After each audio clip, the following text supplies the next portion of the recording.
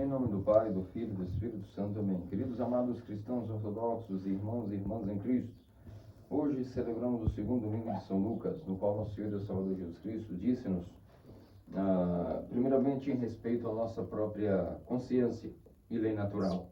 Até mesmo no Antigo Testamento nós vimos o reflexo dessas palavras, como a lei resumida dos profetas, dos patriarcas.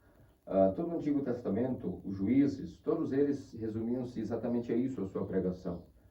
Aquilo que desejais que os outros façam a vós, fazei também a eles. Isso é não somente a lei do Antigo Testamento, como também a própria nossa lei da consciência.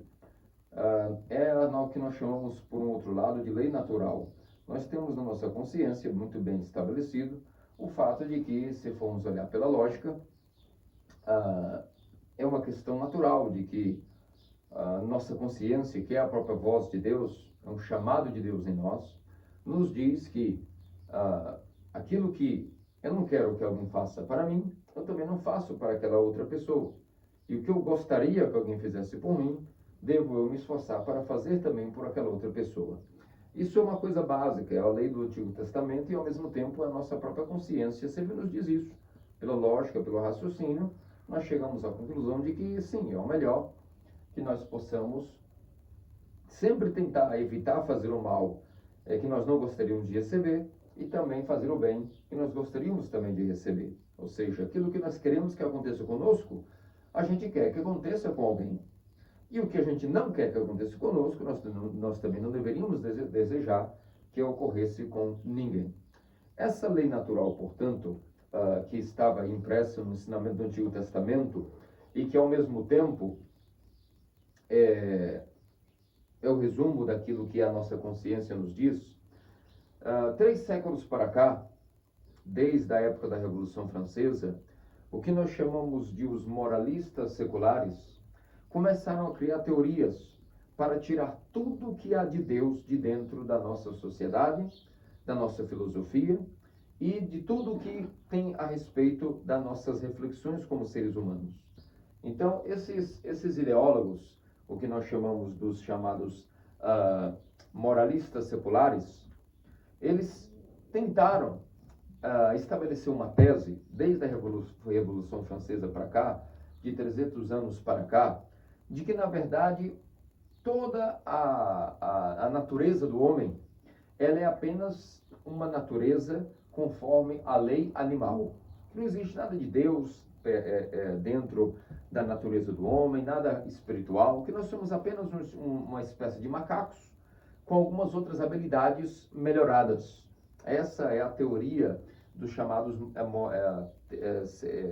moralistas seculares, que querem nos dizer que, como nós somos frutos da lei natural, que a lei natural por si tem essa empatia, que ela por si tem essa docilidade de nós termos isso, essa condição de que você pega um ser humano e pergunta a ele, você se sente bem vendo alguém sofrer? E a maioria vai dizer que não. Você gosta quando você é bem tratado? E a maioria vai dizer que sim. Então você acha que deveria tratar bem os outros como você gostaria de ser bem tratado? E a maioria dos seres humanos, a não ser um psicopata, um sociopata, vai dizer que sim. Ele gosta de ser bem tratado e gostaria que, portanto, todos também fossem tratados conforme ele. Em geral, essa é a nossa consciência. Só que esses ideólogos dos secularistas, dos moralistas seculares, eles querem dizer que, na verdade, nós temos todo o nosso comportamento. Ele é simplesmente fruto de nós sermos um tipo de genética melhorada, tipo de macacos que evoluíram e que, portanto, seguem apenas os instintos animais. Então, meus amados cristãos ortodoxos, esse evangelho de hoje é muito oportuno para nós entendermos e analisarmos as coisas. Quem não estuda a história, quem não reflete, é sempre um ignorante e fala muita besteira.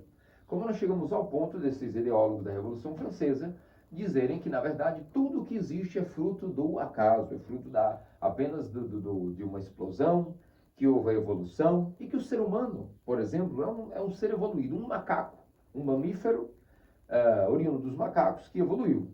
E aí eu pergunto a vocês, se nós somos apenas fruto, então, do acaso e dessa lei animal, e, ao mesmo tempo, querem dizer para nós que a maioria dos seres humanos segue essa lei do Antigo Testamento, a lei da consciência, que é a voz de Deus, simplesmente porque nós somos apenas frutos de um macaco melhorado?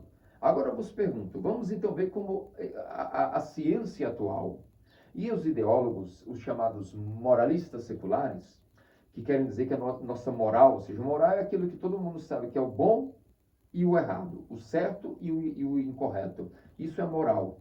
A moral é uma parte da filosofia que nos mostra o que é o correto, o que é o errado. E, em geral, todo ser humano tem essa consciência mínima sobre a moral, sobre o que é correto fazer, sobre o que é não correto fazer. De onde é que vem essa moral que nos foi dada? Os moralistas seculares dizem que isso é simplesmente fruto do ambiente natural em que vivemos. Agora, veja como falam besteira por estarem completamente fora da tradição ortodoxa. E por isso arranjaram muitos tipos de argumentos e arrastaram muitas pessoas para o ateísmo, para o chamado deísmo, para o gnosticismo e vários ismos que negam a existência de Deus. Mas então vamos estudar com bastante perspicácia esse tema e vamos entender o seguinte. Se de um lado nós temos que os moralistas seculares dizem que a nossa moral ela vem apenas do ambiente, sendo nós macacos melhorados, a gente por si só sabe o que é certo e o que é errado. Se essa é a lei da natureza, vamos investigar o seguinte. Vocês sabem bem, todos aqueles que moram no campo, que vão na selva, que veem a lei animal, qual é a lei natural? A lei natural é docilidade, é empatia.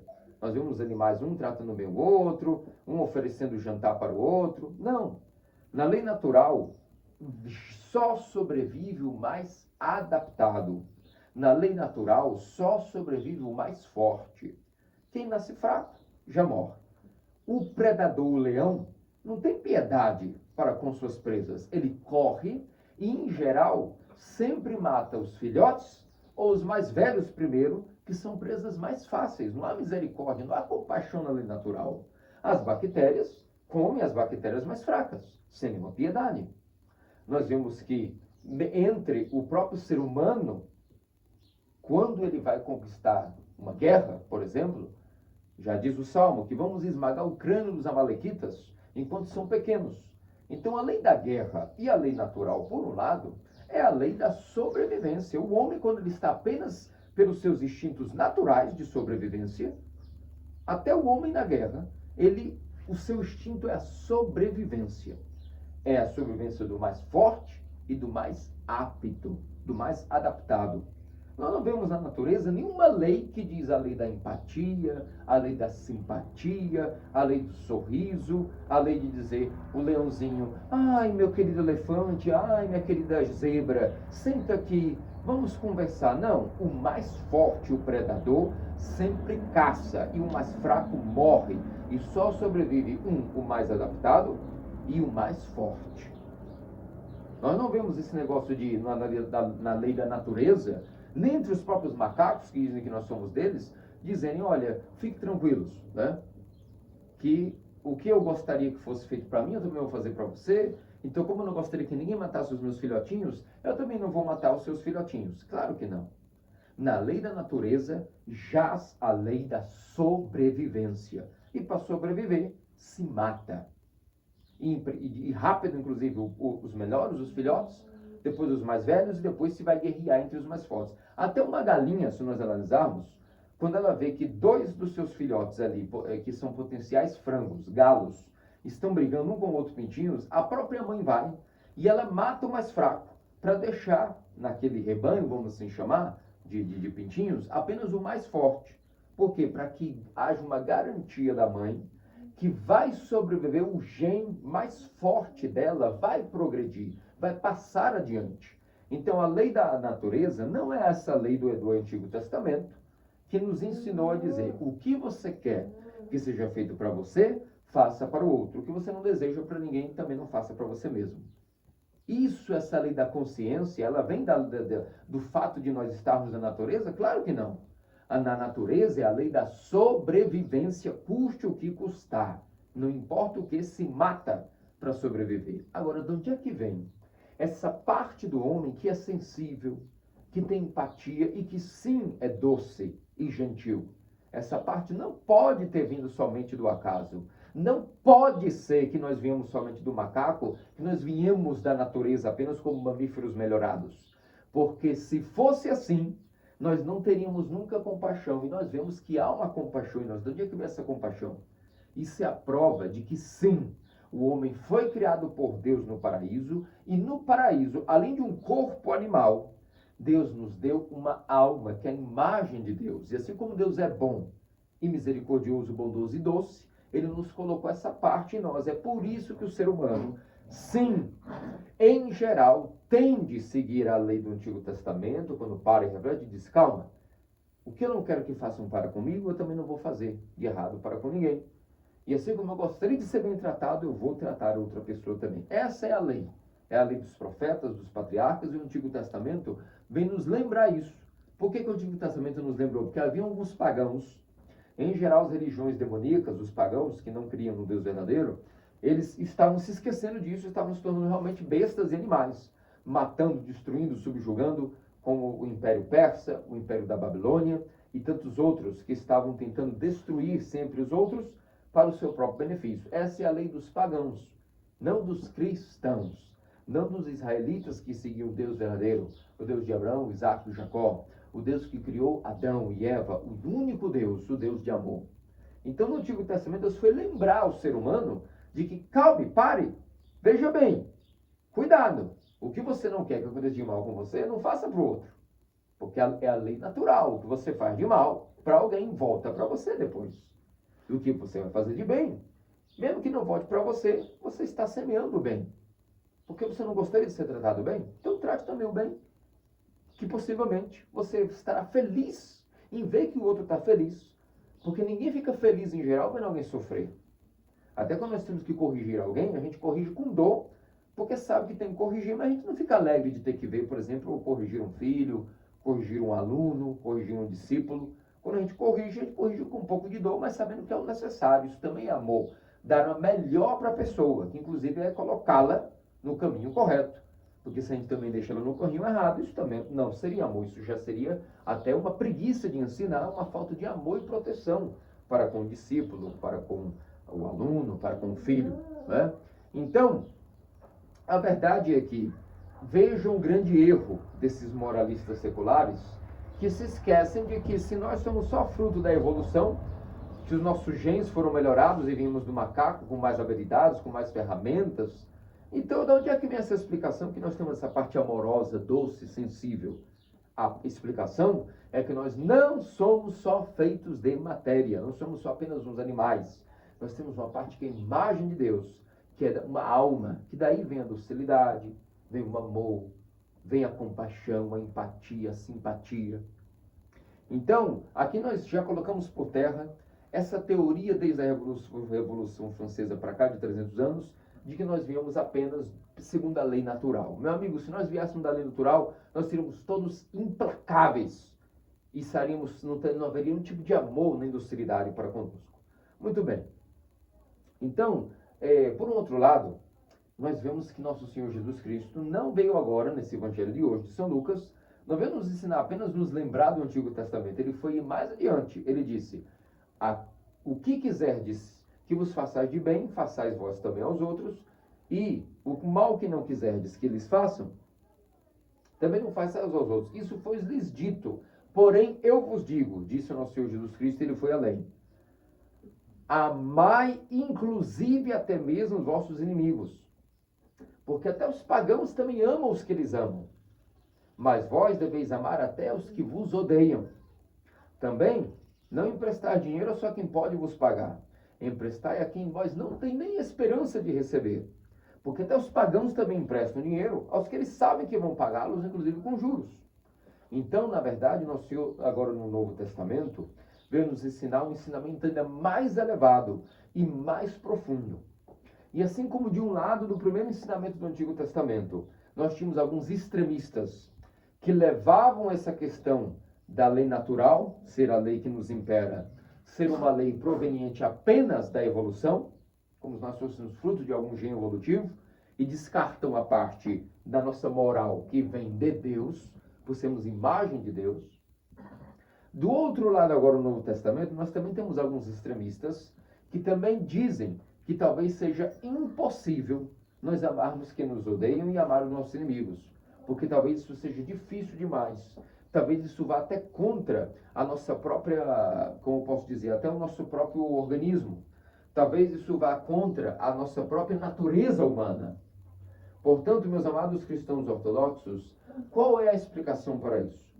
Como que nós podemos chegar ao ponto de até realmente amarmos os nossos inimigos e, inclusive, fazer o bem, até mesmo a quem nos faz até o mal, ou seja, uma lei ainda mais elevada essa lei do Novo Testamento. Como seria possível isso? E muitas vezes nós vamos refletir e vamos estabelecer que isso faz até mal a nós, que a gente treme, que nós queremos arrancar nossa pele, parece, ao escutarmos que quem nos faz mal temos que fazer o bem. Mas foi esse o ensinamento que nosso Senhor e Deus Salvador Jesus Cristo nos ensinou no domingo de hoje. Como isso é possível? A primeira resposta para isso, meus amados cristãos ortodoxos, é que Cristo não é um tipo de imperador e Deus distante, que nos cobra coisas apenas nos mandando fazer e fica nos observando. Deus, nosso Senhor Salvador Jesus Cristo, não é um Zé Mandão que manda e nunca faz nada. Ao contrário, ele é um Deus misericordioso, que até o que ele pediu, ele veio e cumpriu. Como que ele veio e cumpriu? Nosso Senhor encarnou no seio da Virgem Maria, foi um menininho, se fez homem, habitou entre nós e deu o exemplo na natureza dele, humana, que é a mesma da nossa, ainda que ele tenha uma natureza divina, a natureza humana que ele assumiu é semelhante à nossa em tudo, exceto no pecado. Então, nosso Senhor cumpriu o mandamento de amar até os inimigos, pois nosso Senhor não odiou nem mesmo aqueles que o odiavam, e fez o bem, até mesmo aqueles que o faziam mal. Significa que nosso Senhor Jesus Cristo cumpriu nele aquilo que ele pediu para nós.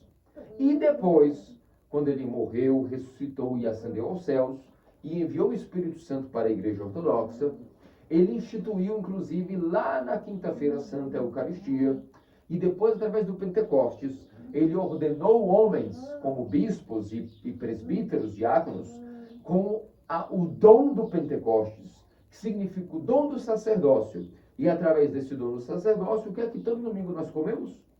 Todo domingo nós comemos o corpo de Cristo e bebemos o seu sangue. Significa que desse corpo e desse sangue, nós recebemos uma força sobrenatural, ou seja, uma força acima da nossa natureza, para que nós possamos também, comendo o corpo, a carne e o sangue de Cristo, que cumpriu os mandamentos, nós também possamos receber dessa natureza humana deificada dele, uma força sobrenatural para também nós cumprirmos os mandamentos, amarmos nossos inimigos e fazer até o mal a quem nos odeia. Essa força, de fato, estão corretos aqueles que dizem que não é uma força natural. Claro que não. É uma força sobrenatural. É por isso que quanto mais graça nós recebemos, e no Novo Testamento nós temos muito mais graça que no Antigo, é por isso que agora nós somos muito mais cobrados do que no Antigo. Porque quanto mais nos é dado, mais nos é cobrado.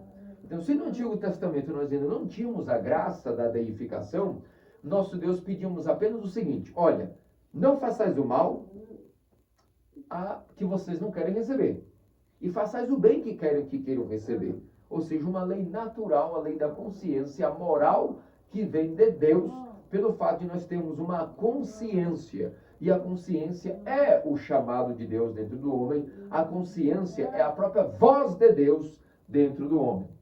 Por isso, era nos cobrado até somente aí. Agora, no Novo Testamento, nós recebemos os preciosos dons sobrenaturais dos mistérios. Nós recebemos graça sobre graça, recebemos o próprio Pentecostes, recebemos os dons do Espírito Santo, especialmente o corpo e sangue de Cristo. Com esses dons sobrenaturais, ou seja, acima da nossa natureza humana, através do corpo e sangue de Cristo deificados, nós também participamos de uma graça sobrenatural, uma graça deificante. Então nós somos cobrados mais agora também. Cobrados a não somente amar a quem nos amam, e não somente perdoar quem nos perdoa, não somente fazer o bem a quem nos faz o bem, e não fazer o mal a quem ao que não queremos receber. Somos agora chamados a inclusive perdoar os que não nos perdoam, amar os que nos odeiam, amar os inimigos e até servi-los de certa maneira. Isso é muito difícil, mas não é impossível. Por que não é impossível? Porque nós podemos receber todos os domingos o preciosíssimo corpo e sangue de nosso Senhor e Salvador Jesus Cristo, e deles vem uma força que é acima da natureza humana, uma força sobrenatural, uma força que nos torna capazes de realizarmos esse ato e essa façanha sobrenatural de, inclusive, amar e perdoar os inimigos. E nós temos na igreja vários e vários exemplos que são verdadeiros, não são invenções, não são novelas fictícias. Nós temos vários exemplos de que isso foi possível. E vários exemplos nós podemos citar, como a vida de São Macário Grande, que nós sempre citamos todo ano, Santo Antônio, mas vamos citar São Dionísio de Zaquinfos. São Dionísio de Zaquinfos é um santo que viveu mais ou menos 100 anos atrás, na cidade de Egina. E São Dionísio de Zaquinfos, ele foi elevado a um certo grau na igreja. E o que aconteceu foi o seguinte: o seu irmão foi assassinado. E na cidade estavam percorrendo aí, tentando achar quem era o assassino. E São Dionísio de Zaquinfos estava na sua casa em Egina, e de repente alguém bateu na porta pedindo ajuda, ele abre, e essa pessoa apareceu e disse que era o seguinte: a polícia está me procurando, por favor, pode me ajudar? E ele lembrou do mandamento de Cristo. E Cristo nos diz que quando alguém necessitado bate a nossa porta, essa pessoa é como se fosse o próprio Cristo pedindo nossa ajuda, e temos que dar hospitalidade e comida a essa pessoa. Então o São Dionísio de Zaquinfos mandou essa pessoa entrar, deu um pouco de comida para ele, preparou um bom banho, deu um pouco de bebida, e aí, naturalmente, aquele fugitivo viu tanto amor na hospitalidade de São Dionísio de Zaquinfos, que começou a confessar os seus pecados e disse: olha, eu estou desnorteado, a polícia está me procurando pelo seguinte fato. E São Dionísio diz: não, pode falar, tenha confiança, eu não vou lhe julgar pelo que você fez, eu sou um cristão, e assim como Cristo disse que nós não devemos julgar para não ser julgados, longe de mim de julgar. Certamente tem algo em você que deve ser até pior que você mesmo. Diga, filho, se acalme. O que foi que cometeste? Fique tranquilo, eu vou te proteger. E naquele momento, ele disse a São Dionísio o homem que ele havia matado. Ele havia matado um homem e descreveu quem era esse homem. E São Dionísio percebeu que tratava-se do próprio assassino do seu irmão que estava diante dele.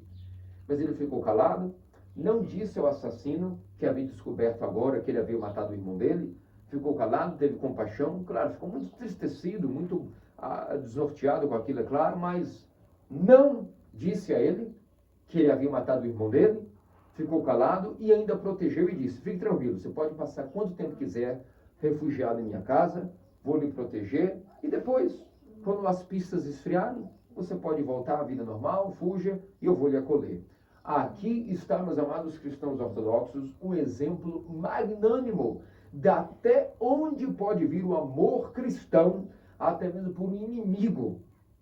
São Dionísio viu ali o próprio assassino do seu irmão, poderia ter entregado à polícia, mas ele, tentando imitar a Cristo, deu a ele de comer, de beber, deu a ele abrigo, depois ainda o protegeu e depois o colocou em segurança longe dos policiais. Depois temos tantos exemplos da biografia de São Macário Grande e tantos outros. São Macário Grande, por exemplo, era conhecido pelos irmãos do eis aí o homem deificado andando na terra. Ele era chamado do homem deificado não porque ele fazia milagres como ressuscitar os mortos, tudo isso ele fez e muito mais, mas não era por isso que ele era chamado o homem deificado andando já na terra. Eis aí o Deus na terra, o Macário. Não por isso, mas como nosso Senhor Jesus Cristo hoje finalizou o Evangelho de São Lucas e disse: sede misericordiosos como vosso Pai Celestial é misericordioso, porque o vosso Pai Celestial ama até mesmo os maus e os ingratos. E Macário era conhecido como alguém que, sim, era tão misericordioso como Deus era misericordioso, que por esse motivo, o homônimo de Macário no deserto de Esquite era chamado como eis aí o Deus na terra, o homem deificado. Por isso, meus amados cristãos ortodoxos, temos grandes exemplos na igreja de infinitos e vários santos, que de uma maneira ou outra deram um exemplo de que é possível sim amar os inimigos. É muito difícil. Todos nós somos humanos, todos nós temos nossa ira, nosso ódio, e é muito difícil, mas não é impossível. Através da força da comunhão, do Santíssimo Corpo e Santíssimo Sangue de nosso Senhor Jesus Cristo, recebemos uma força de um homem chamado Jesus Cristo, que também era Deus e homem uma vez, que amou os inimigos, perdoou os que fizeram mal a ele. E se ele cumpriu isso em sua própria natureza humana, ainda que também tinha uma natureza divina, Quando nós participamos dessa natureza humana deificada de Cristo, nós também ganhamos a força de perdoar os nossos inimigos e até amar os que nos odeiam. Portanto, pensamos no nosso Deus Salvador Jesus Cristo, que faça-nos dignos dessas maravilhas celestiais, que dentro da Igreja Ortodoxa, no hospital celestial, o hospital espiritual, até esses defeitos tão difíceis de serem tratados em nós, podem ser curados ao ponto de chegarmos a uma imagem e semelhança de Deus. Porque Deus é pura misericórdia. E Deus ama todos, os bons e os maus, os gratos e os ingratos. Pedimos nosso Senhor Deus Salvador Jesus Cristo, façamos dignos pelas orações do Suplício, Santíssimo Teotocos, sem Virgem Maria e todos os santos. Amém. Amém.